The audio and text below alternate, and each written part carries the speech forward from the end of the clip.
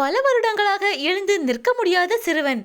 தலைவர் விஜய் முதலமைச்சராக பதவியேற்றதைக் கண்ட அடுத்த கணமே எழுந்து நின்ற அதிசயம்.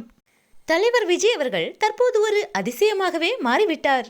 அவர் திரைக்கு வந்த ஆரம்ப காலத்தில் இது எல்லாம் ஒரு மூஞ்சியா என அவரை கேலி செய்தனர். ஆனால் அதையெல்லாம் ஒரு பொருட்டாகவே எண்ணாமல் படிப்படியாகவே வளர்ந்து தமிழ்நாட்டின் சூப்பர் ஸ்டாராக உயர்ந்தார். அதனைத் தொடர்ந்து அவர் அரசியலில் களமிறங்கினார். அப்போதும் அவரை கேலி செய்தார்கள். அதையும் அவர் பொருட்படுத்தாமல் மக்களையும் தொண்டர்களையும் மட்டுமே அவர் களத்தில் இறங்கினார். அந்த மக்களும் அவரை கைவிடவில்லை.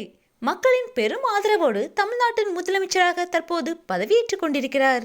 இந்நிலையில் குமரி மாவட்டத்தை சேர்ந்த ஊனமுற்ற சிறுவன் ஒருவன் தளபதி விஜய் அவர்கள் முதலமைச்சரானதை தொலைக்காட்சியில் பார்த்து உணர்ச்சி வசப்பட்டு எழும்பி நின்ற அதிசயம் அரங்கேறியுள்ளது.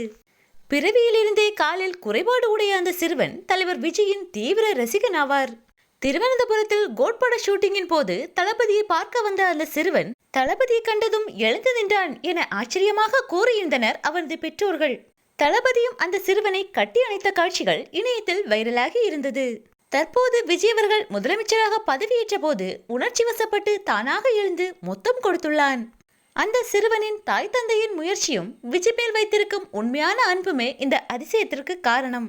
தலைவர் விஜய் மேல் அது சிறுவன் வைத்திருக்கும் உண்மையான அன்பே இதற்கு காரணம்.